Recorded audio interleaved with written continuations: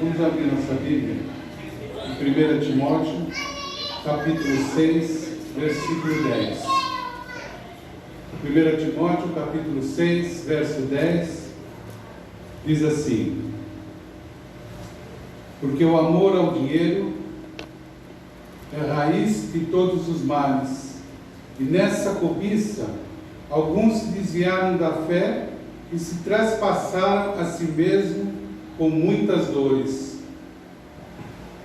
Porque o amor ao dinheiro é a raiz de todos os males, e nessa cobiça alguns se desviaram da fé e se traspassaram a si mesmo com muitas dores. Pai querido, bendito e amado, diante desta palavra, Senhor, eu oro para que o Senhor venha falar no nosso coração, nós aqui reunidos e todos aqueles que ouvem essa palavra à distância. Por isso, meu Pai, olha para cada vida, cada coração, cada pessoa, cada necessidade. Olha, meu Deus, para o nosso íntimo, porque só o Senhor sabe o que nós necessitamos nesse momento. Tira, meu Pai, toda depressão, toda angústia, todo trauma, tudo aquilo que não serve, tudo aquilo que nos incomoda, toda a tranqueira do inimigo, e que em nome de Jesus esta palavra venha falar ao nosso coração, venha trazer o santo alimento e venha, meu Deus, nos libertar. Então, meu Pai, em nome de Jesus, derrama agora da porção dobrada do Teu Santo Espírito e usa os meus lábios para anunciar a Tua palavra, e que esta palavra vá e produza frutos para o qual está sendo enviada, no nome santo de Jesus. Amém e graças a Deus. Timóteo, discípulo de Paulo, o apóstolo Paulo, e aqui ele dá instruções para ele. São instruções que nós poderíamos usar para cada um de nós, porque essas cartas do apóstolo Paulo, elas estavam dando aqui um perfil do proceder que Timóteo deveria ter. Um discípulo que tinha fé, um discípulo que se converteu, anunciava Jesus, e ele diz ali que ele devia ter conhecimento que o amor ao dinheiro é a raiz de todos os males. Se você observar bem, você vê que nos dias atuais, já naquela época do apóstolo Paulo, a necessidade, os desejos do coração do homem sempre promoveram ganância, promoveram algo que o homem quer sempre mais. Dificilmente ele se contenta com aquilo que ele tem, e ele é induzido pela própria sociedade, pelo mundo publicitário, pelas redes sociais, a querer conquista e mais conquista, e a igreja muitas vezes estimula através de campanhas e busca para que ele enriqueça, para que ele tenha um grande testemunho. E aqui nesse versículo, o apóstolo Paulo, ele fala justamente o contrário de tudo isso.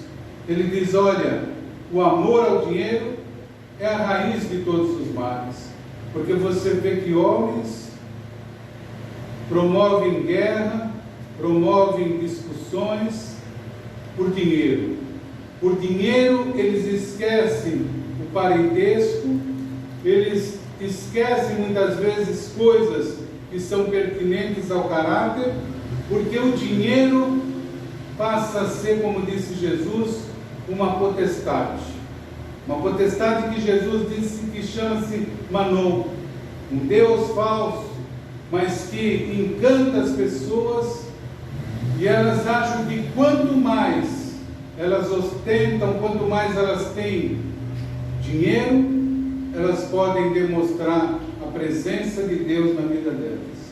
Um engano, porque quando você pega essa palavra e lê sobre os apóstolos de Jesus, sobre o próprio Jesus, que se intitulava como Filho do Homem, ele diz para um homem que queria segui-lo: vem, mas saiba que o Filho do Homem não tem aonde repousar a cabeça. Jesus não tinha fortuna, não tinha grandes bens, diz a palavra que aquelas mulheres que acompanhavam Jesus, elas supriam as necessidades do Mestre. Porque Deus sempre supre as nossas necessidades, como foi pregado hoje. Busca em primeiro lugar o reino de Deus e a sua justiça, e todas as demais coisas vos serão acrescentadas. E o apóstolo Paulo diz que muitas pessoas, por querer dinheiro, por amar somente conquista, elas se traspassaram com muitas dores, porque elas ficaram reféns do próprio sentimento de conquista. E a pessoa trabalha, ela faz, ela acontece, ela se esforça, ela se torna talvez um grande profissional, mas ela nunca está satisfeita. Ela sempre dentro de si acha que ela tem que conquistar algo mais, ela tem que realizar algo mais, alguma coisa está faltando, e aquilo se torna um exercício do mal, onde a pessoa nunca tem paz. Ela sempre está ali em função desse Deus Mammon. Isso acontece, se você observar, com um grande número de pessoas. Pessoas que têm sucesso, pessoas que são carentes, se tornam depressivas, se tornam sofredoras, porque elas querem algo que elas não conquistaram. Infelizmente, quando elas têm algo, quando elas conquistam algo, em vez de elas analisarem, refletirem e agradecer a Deus, elas querem uma nova conquista, porque isso está dentro delas. Aquela falsa sensação de poder tomou conta da pessoa. E aqui diz então, essas pessoas, elas se transpassaram com muitas dores, elas são sofredoras, elas têm dinheiro, têm coisas materiais, mas não usufruem. A palavra de Deus, ela diz que quando você conquista algo, quando você recebe algo, quando você produz algo, e você pode se alimentar daquilo, com a tua família, com os teus filhos ao redor, isso é a melhor coisa que o ser humano pode viver. Isso é dom de Deus, diz a palavra do Senhor lá em Eclesiastes. Quando o apóstolo Paulo fala essa advertência para Timóteo, ele não está dizendo que nós não devemos querer conquistar algo, comprar bens, ter o melhor. Não é essa relação que também muitos podem imaginar. Pobreza não significa também a presença de Deus. Necessidade, carestia, dificuldade também não é a presença de Deus, porque Jesus disse: eu vim para que tenham vida e vida em abundância. Mas é para que você olhe para você e não deixe o dinheiro e os seus bens se tornarem um ídolo. Porque muitos têm bens, têm posses, mas são incapazes de estender a mão para o próximo, de fazer uma caridade, de ajudar um necessitado.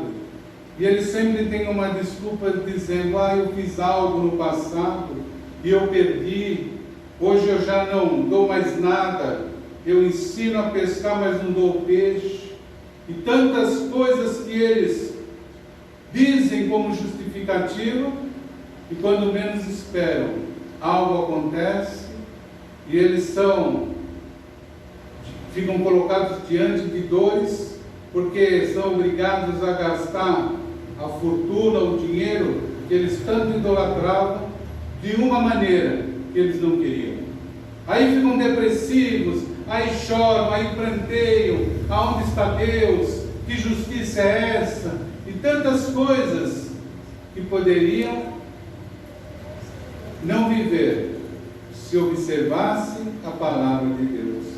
E o apóstolo Paulo, ele diz para Timóteo: mas tu, ó homem de Deus, foge dessas coisas e segue a justiça, a piedade e a fé, o amor, a constância e a mansidão.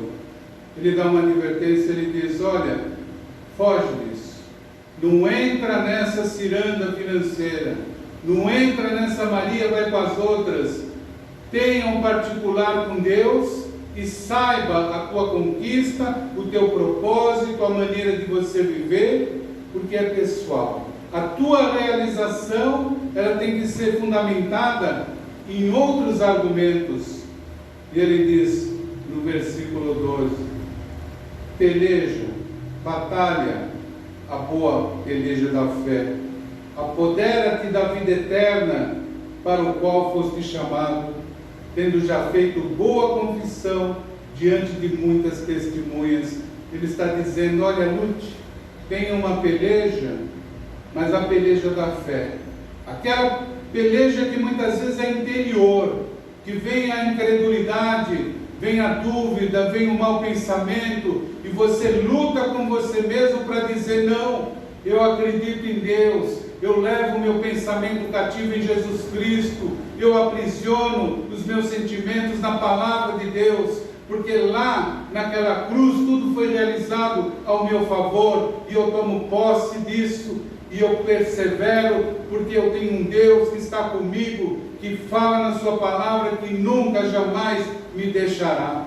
Então você tem certeza, você tem fé, você tem confiança em Deus, e ele diz: mas antes de tudo, toma posse da vida eterna. Não despreze a eternidade, não despreze a tua vida, a tua alma, o teu espírito, no verdadeiro sentido da criação, porque Deus criou a cada um de nós para um dia passar a eternidade ao seu lado. E ele diz: para o qual foste chamado, tendo já feito uma boa confissão diante de muitas testemunhas. Ou seja, o chamado que Timóteo tinha é o chamado que nós, como discípulos, temos. Um chamado para a salvação, um chamado para ter a alegria do Senhor em nosso coração, um chamado para viver a graça de Deus e a plenitude da bênção, com cura, com restauro, com milagre, com sinais, com prodígios, com maravilhas. Esse é o propósito de Deus para cada um. Mas para que isso aconteça, você abre o teu coração, você deixa Jesus entrar e fazer morada, e você exercita a tua fé, como se você estivesse numa academia diária, porque é de fé em fé, de glória em glória. É um exercício espiritual que você tem que praticar. E ele fala: você já deu um grande testemunho diante de pessoas, elas olham para você e elas reconhecem que você tem um chamado, que você é um homem de Deus. As pessoas ao teu redor, elas têm que saber que você é um vencedor, que você é um cristão, que você tem Jesus no teu coração. Quando você tem a oportunidade, você deve falar para aquele que sofre: Jesus pode mudar esse quadro, Jesus pode fazer um milagre, Deus é amor. Então você cumpre o mandamento, você dá esperança para a pessoa, você traz para a pessoa algo que vai trazer alegria, que vai trazer uma esperança, que é uma fé que pode mudar uma realidade. E ele diz: diante de Deus, que todas as coisas vivifica, e de Jesus Cristo, que perante Pôncio Pilatos deu o testemunho da boa confissão, exorto-te. Ele está falando: olha, tudo isso que eu tenho te falado, Timóteo, eu falo na presença do Senhor. Deus é testemunha. Jesus Cristo, que lá naquele julgamento, lá na presença de Pilatos, ele deu uma confissão de fé. Diante de tudo isso, eu te exorto, eu te animo, eu peço que você reflita sobre isso, Timóteo. E talvez aqui Deus poderia falar: Júlia, Gabriela, Guilherme, Maria, Anderson, Edilena, Pedro, Maria, qualquer nome, porque essa carta, ela é um manual de vida para nós. Não é uma carta que você lê e diz: não, isso aqui é uma carta histórica dirigida a um discípulo chamado Timóteo. Não, é uma carta que Deus deixou escrito para mim e para você. E ele diz, no tempo próprio,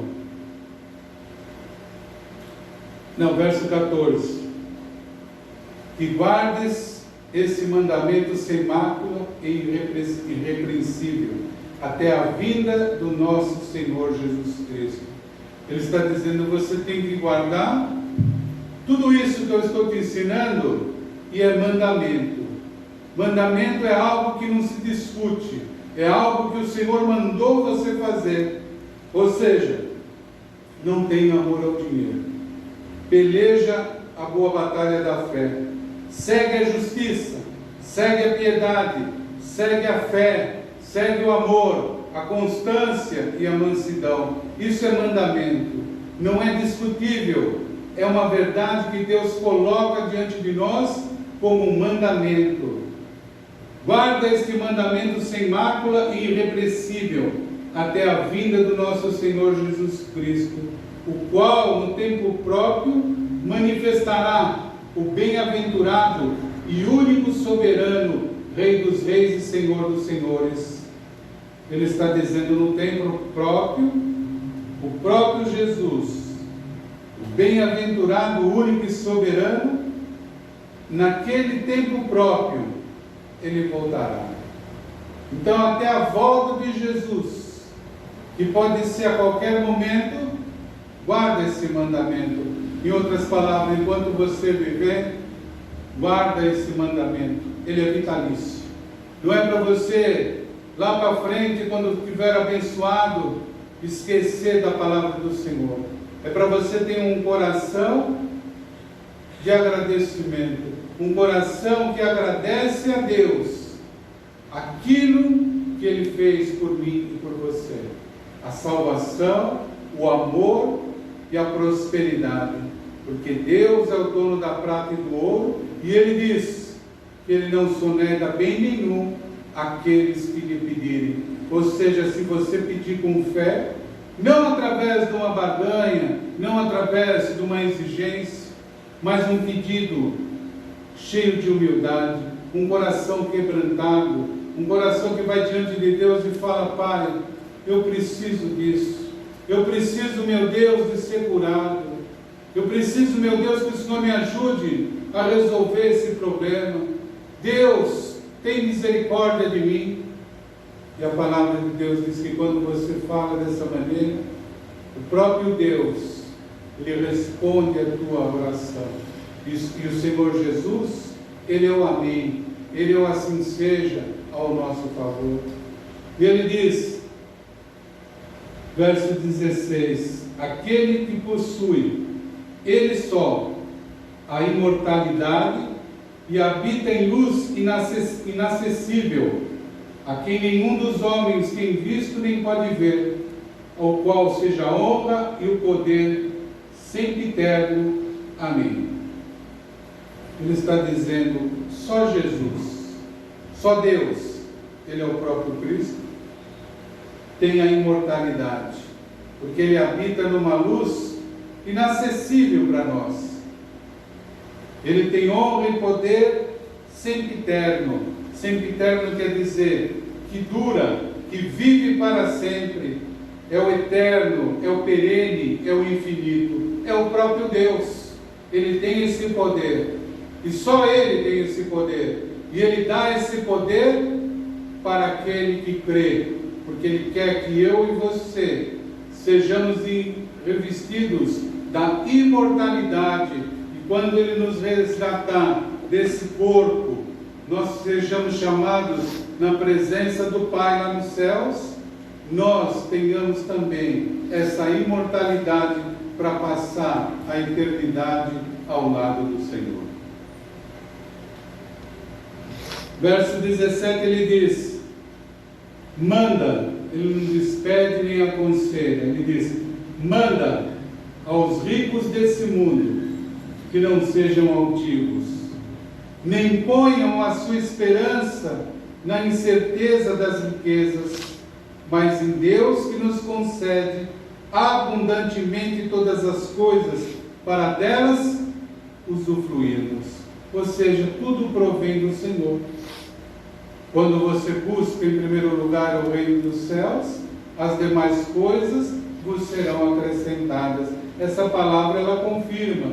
Manda aos ricos desse mundo que não sejam altivos, nem ponham a sua esperança na incerteza das riquezas, mas em Deus que nos concede abundantemente todas as coisas para delas usufruirmos.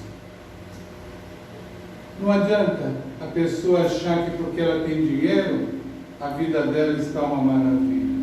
Se ela não tiver Deus, se ela não tiver Jesus, ele diz: sem mim nada podeis fazer.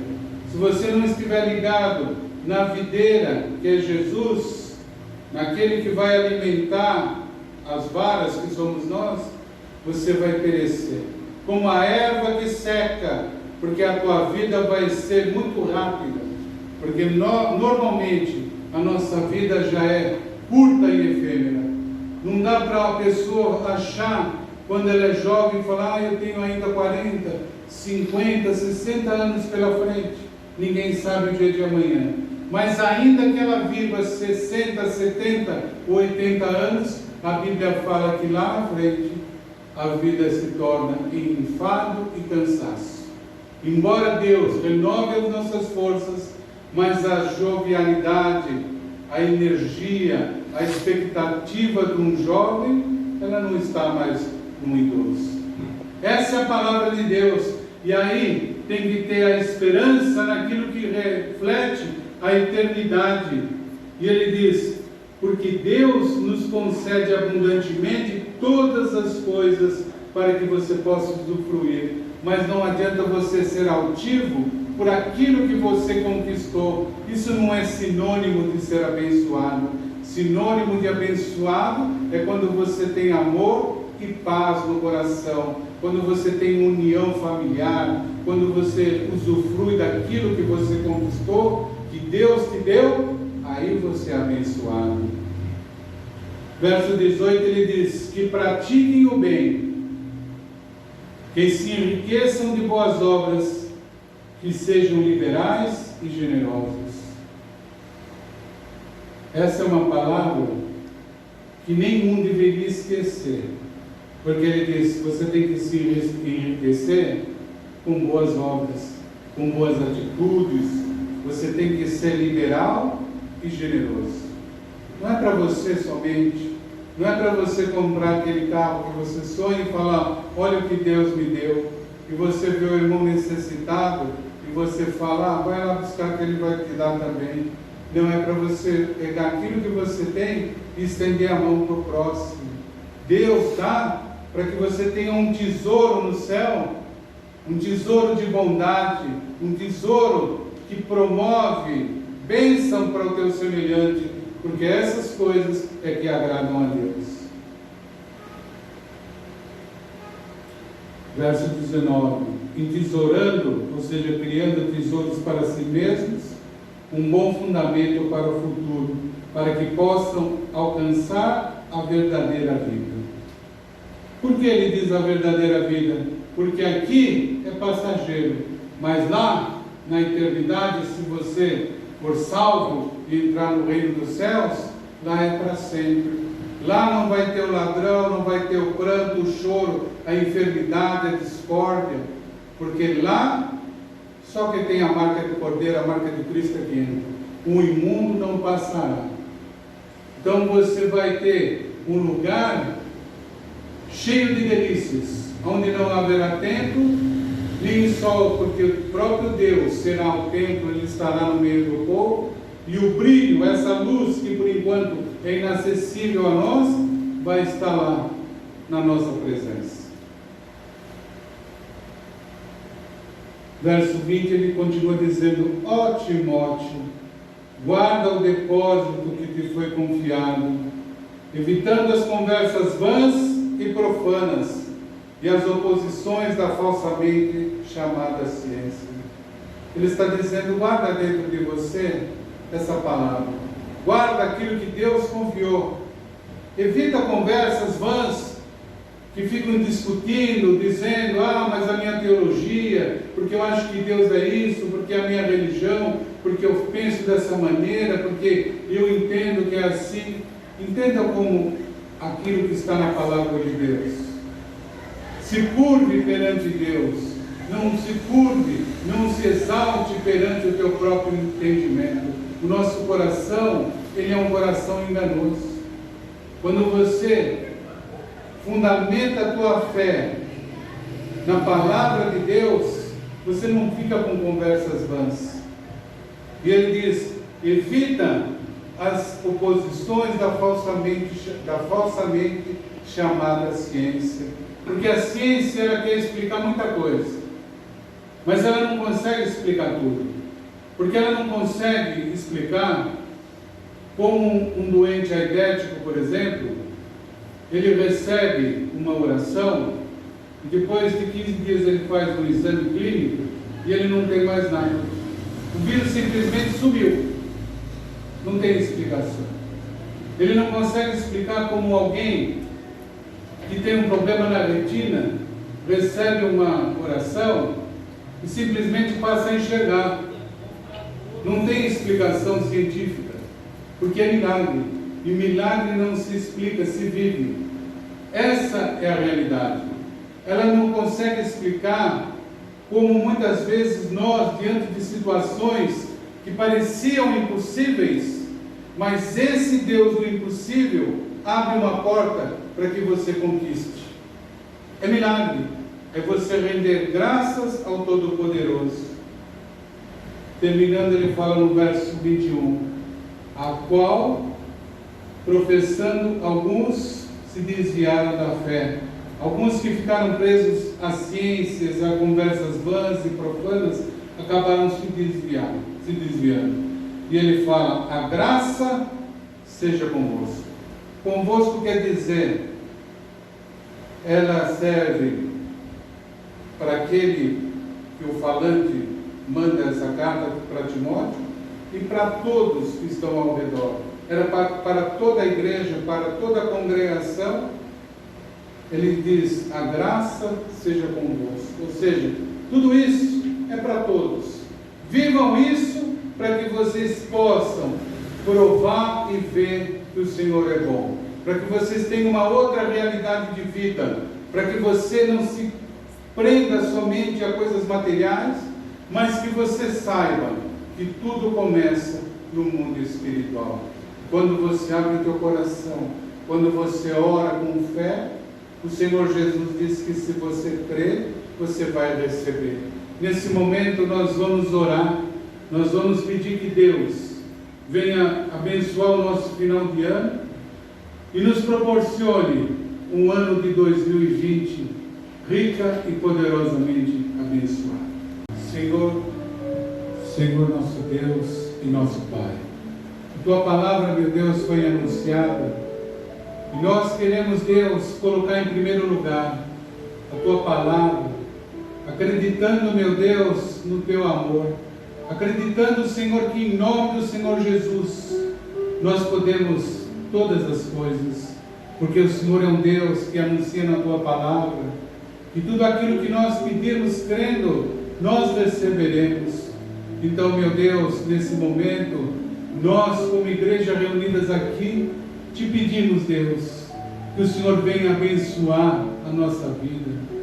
Que o Senhor, meu Deus, nesse momento, olhe para cada um de nós reunidos aqui e derrame da Tua graça, da Tua virtude e do Teu poder.